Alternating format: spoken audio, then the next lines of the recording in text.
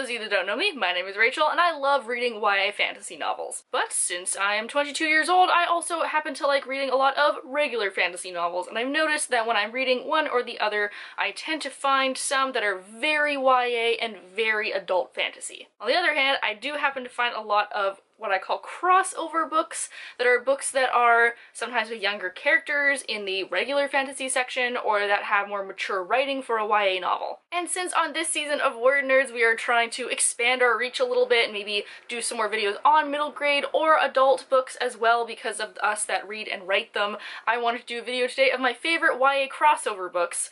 Most of them are fantasy.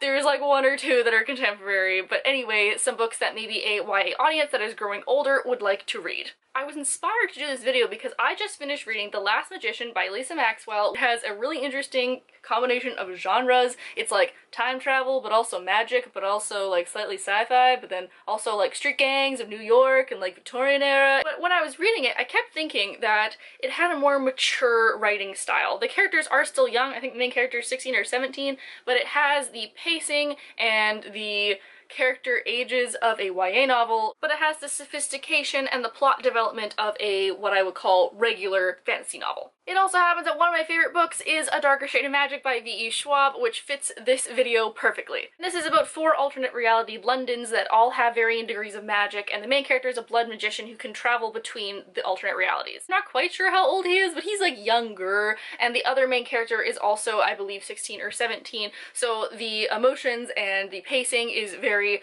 high stakes and high energy, but the story itself is so intricately woven, and I just love the world so much. So this is a good in-between of like high fantasy and teen fantasy that I think a lot of people will enjoy. Next up, I have 2 books by the same author, and that is Neverwhere and Stardust, both by Neil Gaiman. I'm particularly choosing these 2 if you want to move into fantasy from a YA perspective, because these are slightly easier to read. They're some of his less complicated books. I just finished American Gods, and that is definitely not a book that if you like reading teen fiction, you'll love right away, because it is pretty dense. There's a lot of character development and backstory to get through, whereas these are more easy. You can pick them up and understand what's going on. And then we have a book that I'm pretty sure we're going to be doing book club for WordNerds sometime this year. Not quite sure when, but we are. And that is going to be Queen of the Tearling by Erica Johansson, which is one of my favorite fantasy novels ever. This is also one of those weird like combination genres because it's kind of sci-fi, but it's also fantasy, but then it's also like space-time continuum-ish. And she pulled it off, and it's about this girl named Kelsey who is ascending to be queen of this place called the Tearling, which is this other continent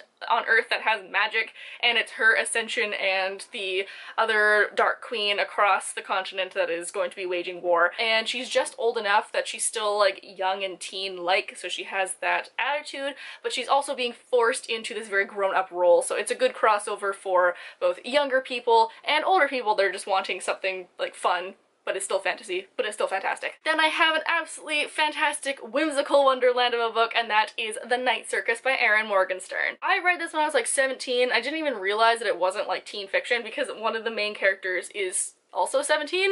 The main character is also, I think, like 18. And then you have some like older characters, so you see from a bunch different perspectives. The way that Erin Morgenstern writes just makes you fall in love with all of them, and you just don't care who you're reading from because they're all super interesting. This is about a magic circus that has a curse on it, and the people that live in the circus and what they're doing and how they got there, and then people that follow the circus around. It's just so whimsical and wonderful that if you like Alice in Wonderland or you like Caraval by Stephanie Garber, you're really going to enjoy this. And I realize that like all of these are fantasy novels, basically, but I'm gonna add one contemporary, and on this list, it's not even contemporary, it's historical fiction, and that is The Birth House by Amy McKay. The main character is studying to be a midwife as the apprentice in 1910 Nova Scotia, so you do see her grow up.